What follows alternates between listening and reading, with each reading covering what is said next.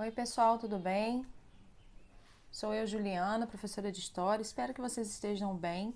E nesse período de quarentena, né, o que a gente tem a fazer é estudar, né? Verdade? Então, a gente vai aproveitar esse período para estudar um pouquinho com videoaulas, certo, gente? Nós vamos falar hoje sobre o capítulo 3, que é sobre a Grécia, Antiguidade Ocidental. Localização. A Grécia Antiga estava localizada no sudeste da Europa, na bacia oriental do Mar Mediterrâneo, entre os mares Egeu e Jônio. O território da Grécia é montanhoso, pedregoso e pouco fértil. O seu litoral é bastante recortado, possuindo um grande número de baías. Há também muitas ilhas, próximas umas das outras, sendo a maior delas a ilha de Creta. Então, como a gente falou aí, gente, a ilha de Creta é a maior ilha localizada ao sul da Grécia, né? Próxima ali ao mar Egeu e o Jônio. Na ilha de Creta se desenvolveu a sociedade cretense e a situação geográfica da ilha de Creta possibilitava ali contatos comerciais por meio da navegação. O fato de existirem muitas montanhas na Grécia favoreceu o isolamento interno e a formação de cidades independentes umas das outras, as cidades-estado. Isso a gente vai falar um pouquinho depois, tá? Já o seu vasto litoral, facilmente navegável, e a existência de bons portos naturais estimularam a navegação e o comércio marítimo, como a gente falou anteriormente, né? Devido à situação geográfica, né, isso possibilitou o contato comercial por meio da navegação. Aí a gente agora vai falar sobre a divisão histórica da Grécia. E a divisão dela, da Grécia, era a seguinte: era dividida em 5 períodos, como está aí, né? O período o período pré-homérico, homérico, arcaico, clássico e helenístico. A gente vai falar um pouquinho sobre cada um deles. Período pré-homérico. Este período da história grega corresponde à ocupação de seus territórios por povos nômades. Primeiro estabeleceram-se os aqueus, depois os jônios e os eólios e por último os dórios.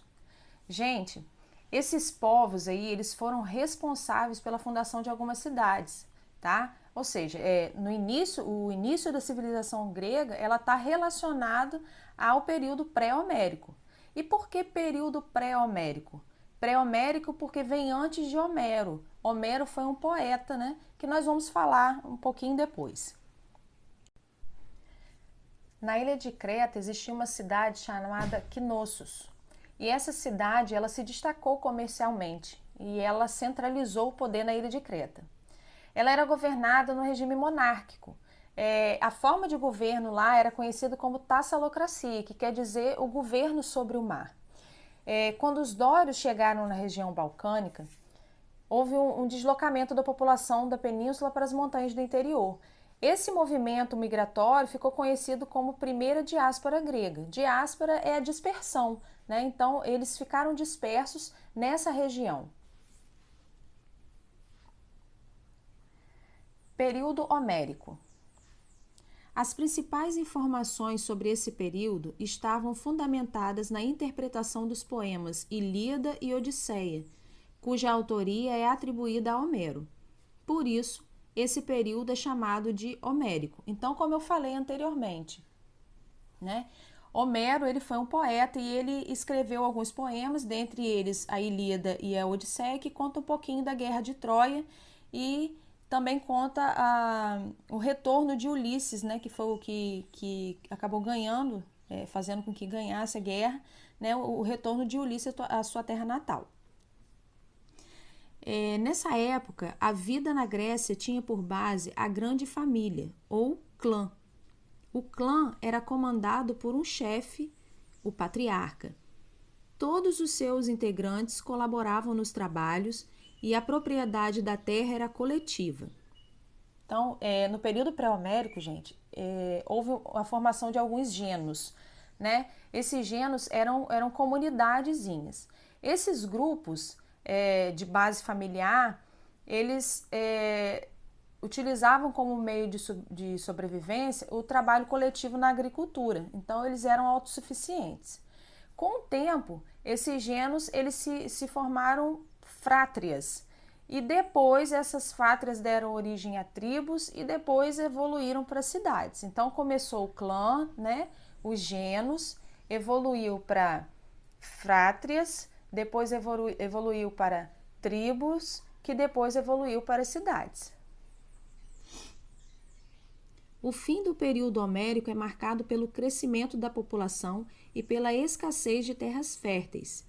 Essa situação provocou uma crise que desagradou as comunidades baseadas no parentesco.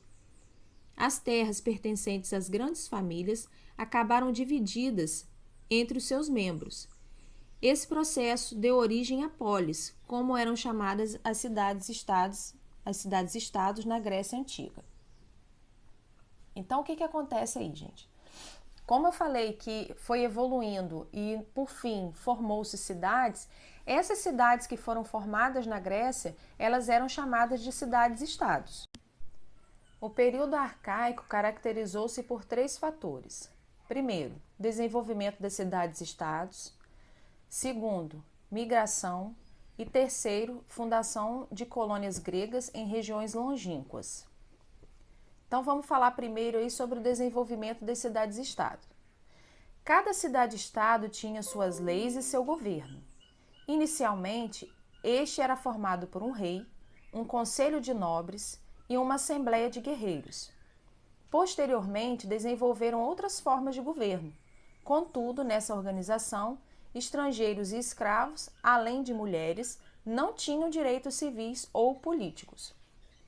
O que acontece aí? Nesse período de transição do período homérico para o período arcaico, ocorreu aí, gente, a segunda diáspora grega. Então, a diáspora, como a gente falou, é a dispersão.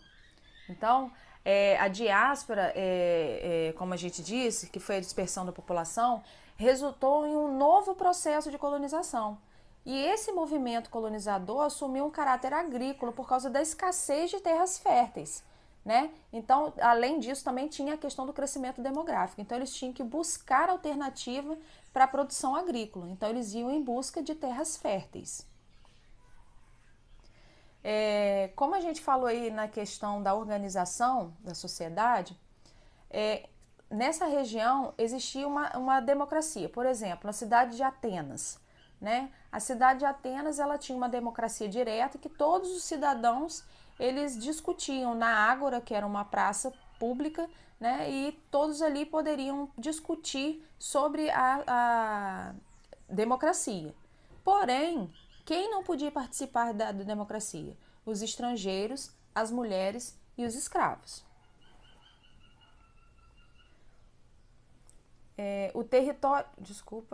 Acredita-se que existiram por volta de 160 cidades-estados na Grécia.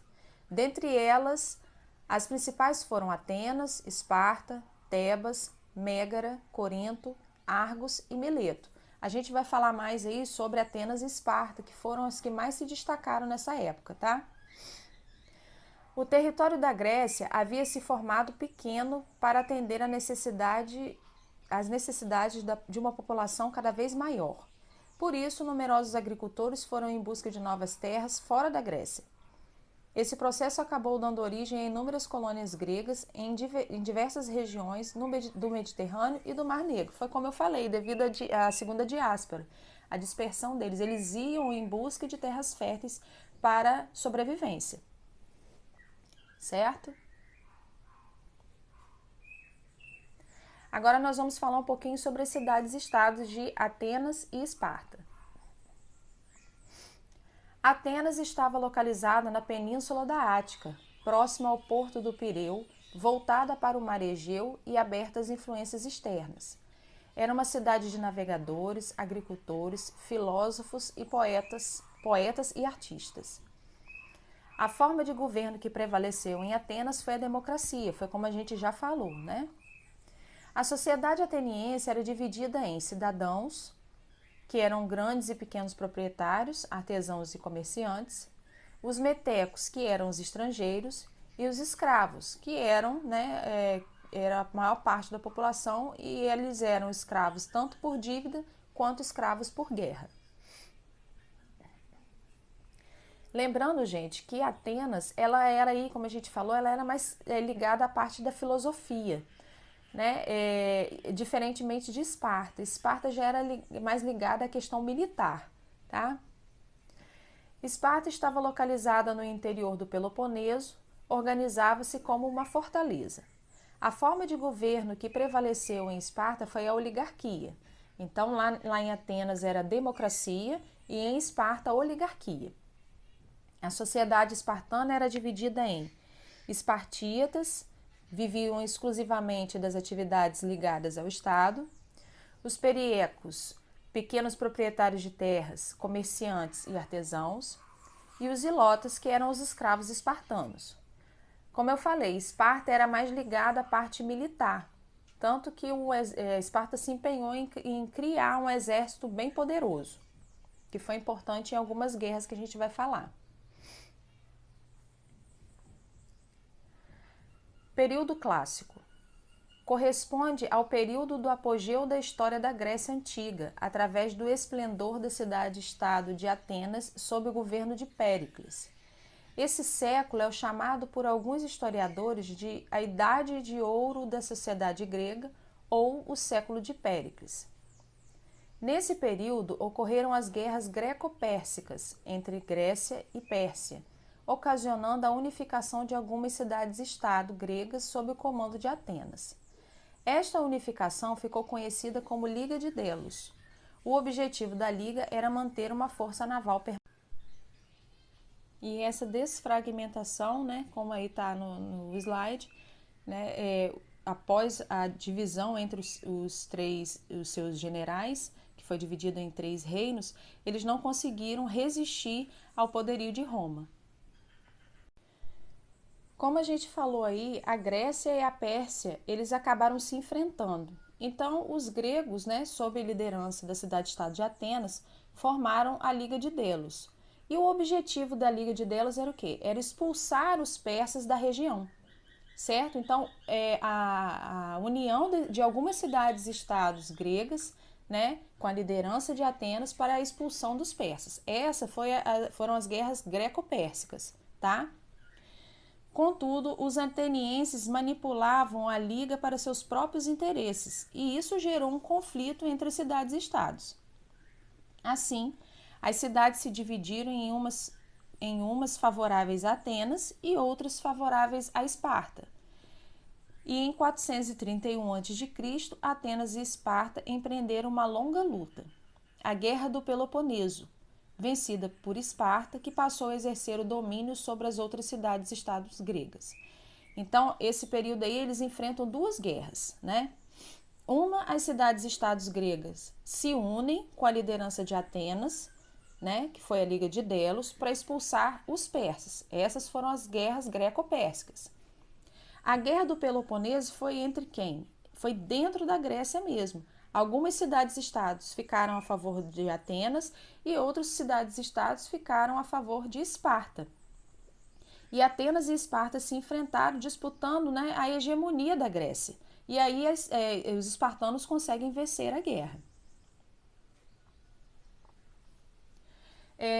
No período clássico, gente, quando foi o governo de Alexandre o Grande, foi o auge, Foi muito importante essa época, porque as tropas alexandrinas, elas conquistaram o Egito, o Império Persa, até os limites onde é mais ou menos hoje o Paquistão, atualmente o Paquistão. Então, Alexandre, conhecido como Alexandre o Grande, ele fundou mais de 30 cidades no Oriente, E essas cidades eram semelhantes às cidades-estados gregas, só que eram subordinadas ao governo central, tá? Período helenístico. Após a Guerra do Peloponeso, outros conflitos envolveram várias cidades-estados que ficaram enfraquecidas e foram assim invadidas pelo Império Macedônico de Alexandre o Grande.